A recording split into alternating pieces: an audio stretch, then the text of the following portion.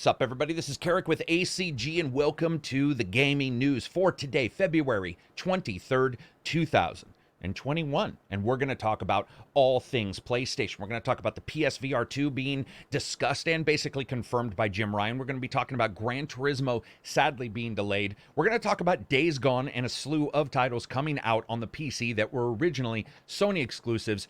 And we're going to be talking about Bloodlines 2 being delayed until after 2021, but also the team that was originally working on it, a team owned by the actual publisher, Paradox, being removed, and a different team being hired to come onto it. As always, if you like these things, fire it up in the comments. Tell people that you love it. I would love for you to subscribe. It really does help the channel. Let's begin. First thing, PSVR 2. Now, when you look at the PSVR system, the PlayStation original system, aside from lower res, this was a system that also utilized older technology for its controls in the way of the PlayStation Move controllers. However, for a lot of people, it was their first foray into the digital moments of VR. And for a lot of people, this was an extraordinary time for them. It allowed for them to get in on a platform to play VR. And even though I had a couple issues with the technology as a whole, it was fairly robust. And it was a comfort solution, something Sony is quite good at when it comes to their various different bits of hardware. A lot of people really absolutely dig pretty much anything Sony makes, whether it's the controllers and, of course, the VR itself.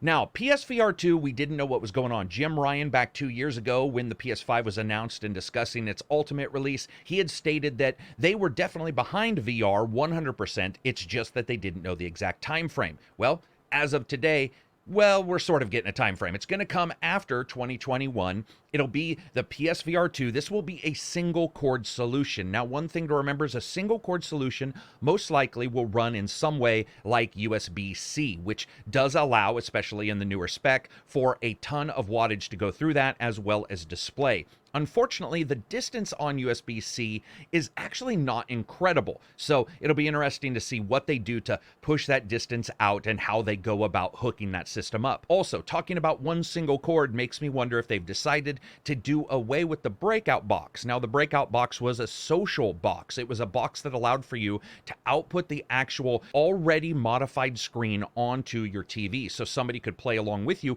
without seeing that circular, almost periscope view that you get in a lot of games whenever they try to display it on a flat screen. This is something that you sometimes see on PC games even, though they usually just use the ultimate power of the system to in some way cut it down and make a flat screen version for those games that support it. Now, this is something that the PS5 may be able to do on its own because it's not necessarily hugely difficult for a system to do that. And they may have stated or decided behind the scenes, let's move away from that extra box. It'll save some money as well because that box not only did a lot of things internally when it came to the actual video, if you will remember, it also did handle the audio and adjustments as well to get better VR audio. You are looking at a higher FOV. Jim Ryan stated that they are looking at a higher FOV for this. The FOV for the Sony PlayStation PSVR was not actually that bad, so it'll be nice to see an improvement on that because originally that would not be one of my complaints with the PSVR. It wasn't amazing, but the idea of more FOV is always something that you like, and additionally, a larger FOV will usually mitigate some seasickness or motion sickness moments some gamers can actually experience, especially when a game has issues with frame rate or lag,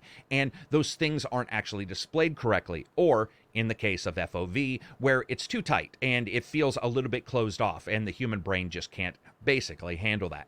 Next thing up is higher resolution. So he did say that this will be a higher resolution version in his own words. We look at the resolution for the PSVR and admittedly it wasn't great. Now, if you plug the PSVR into the PS4 Pro, it sometimes did super sampling, which is basically taking the picture and drawing it out at a higher resolution and then scaling it down to your actual display, which would be the PSVR's original resolution. What this does is this can add detail without actually upgrading the display. It's not as good as natively upgrading the display itself, but it still actually worked in some games. What's going on here is he states it'll be natively a higher resolution. What that resolution could be, we don't know. We do see a lot of the WMR solutions being around 1440p, and to me, I think that's the absolute bottom that you would want, especially as we see new entries from companies like Apple and companies like Microsoft pushing things like the HP Reverb, which is basically 4K, and then you've got the Pimax Max and some others that are stepping it up.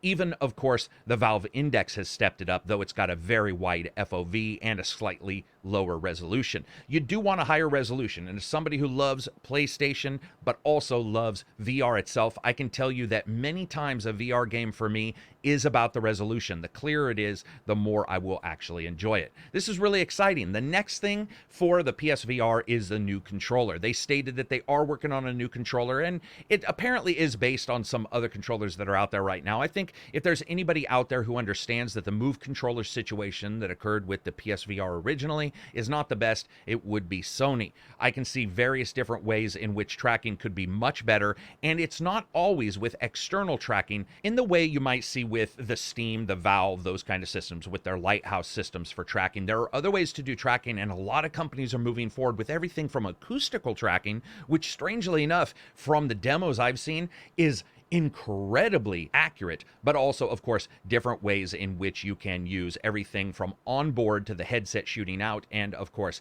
outside shooting in. It'll be something that we will have to see where they want to go with VR and how they want to keep those costs down, but also deliver what I think a lot of people consider to be the Sony staple, which is something that is at least technically a step forward in many ways. Comfort, of course, will be a thing. When it comes to VR, I know a lot of people aren't necessarily jumping for VR, but as a VR fan myself, I'm super excited. The next thing to talk about is Gran Turismo being delayed. Now, Jim was asked about this in this all-encompassing interview and actually wasn't really able to state anything, but moments later, the actual company came forward and stated that, yes, Gran Turismo has been delayed until after 2021, and much of it was basically the situation that's going on in the world. I think additionally, when you look at how many hardware devices the PlayStation, Microsoft, Nintendo, well, Nintendo doesn't seem to have this issue, but Microsoft and Sony can get out to people, it makes sense that you want to release into an ecosystem that is fairly robust. And while this is doing quite well, there's a lot of people who want the systems who cannot get them. And I think it makes sense not only from a work standpoint, but also a standpoint that you want to deliver your game into a group, a large group of people that really are able to experience it. And right now there is some difficulties there. This is something that Jim and other people working in the industry have discussed that we'll probably see sort of rolling back a little bit when you come into the late summer,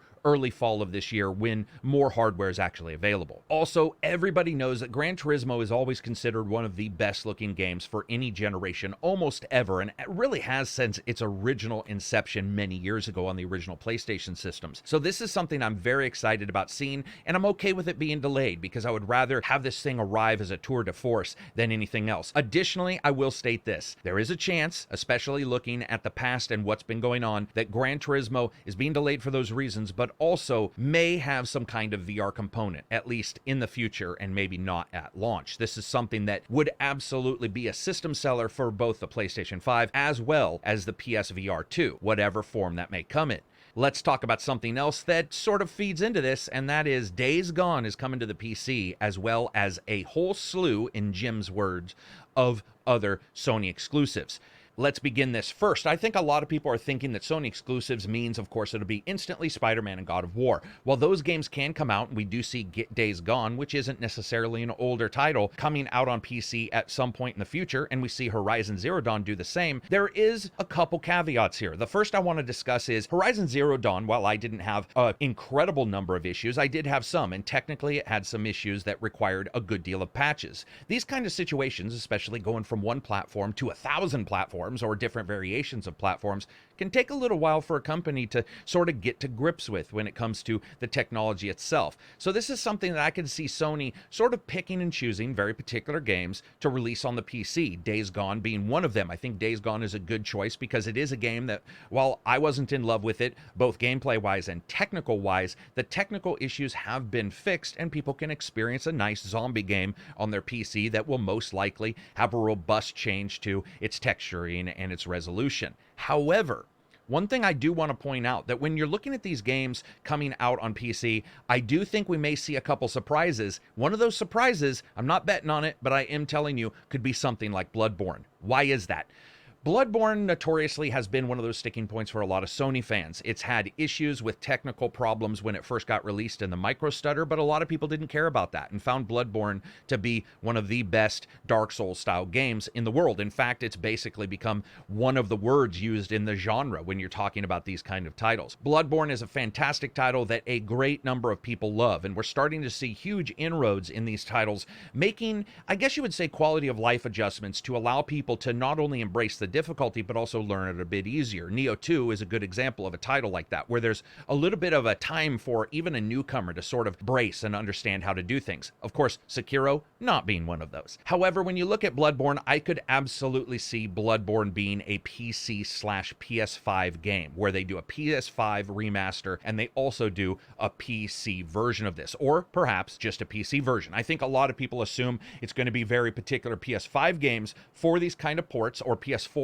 newer games. I don't absolutely believe that. I believe that Sony will most likely be picking from particular stables that they can to test those out on PC, as well as to get chops up for any of those teams that are going to be porting. Once again, porting from two platforms, PS4 and PS4 Pro to PC, was hard enough. Now you've got all those and PS5 into PC, and depending on what you're doing, it can be a crap storm, and a lot of people have discussed that. So this is exciting. Days Gone on PC, other titles from Sony on PC. It only makes sense. You're really looking at this. I think it's fairly clear. The delay is one thing to remember, but there's also that restriction on supply I talked about. And then as you look at it, the PlayStation 5 is going to be your low-cost entry into a lot of Sony exclusives, and then you'll be able to have your high-cost entry, which is your PC. This is something that a lot of companies are going with, and you're adding streaming. Sony may be a little bit behind on that, but they're trying to figure out their part of streaming like Microsoft has. We're in a platform war, or a platform discussion, or a platform contest that is quite different from almost any other that has ever occurred, especially in the history of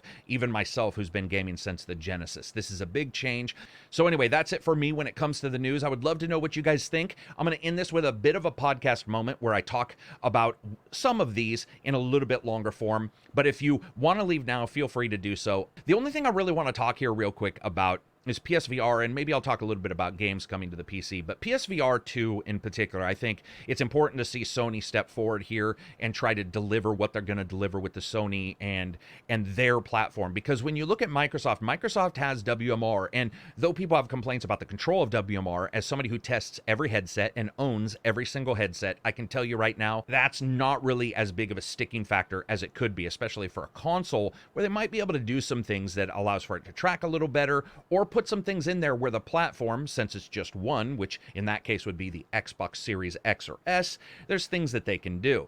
I think Sony right now, unless Microsoft steps up and says, here's what we're doing, even though there's been some rumors of that occurring, and we've certainly seen some switches within Microsoft, I still think that Sony, at least right now, is the one who's announced this and the one that is moving forward. You also see them talking about a new controller. Now, when they're talking about a higher FOV and higher resolution, that's not really that crazy. They should do that automatically. Single cord, also not crazy. That is exactly what you're wanting. And now, as we're moving forward, that is what the USB-C higher power output can actually do. Or the USB, I guess you would call it the USB 3. I'm calling it USB-C, which is just the actual plug itself. But you guys know what I mean. So as we move forward here, and you're allowed to pump enough wattage to these headsets to run them, and you can actually display the resolution through them, it's going to be interesting to see how this goes. Also, you need to understand that the USB actually has a particular amount of bandwidth, and you can't just run 16K by 16K on your VR system, because the actual bandwidth in the cable is not enough to do that.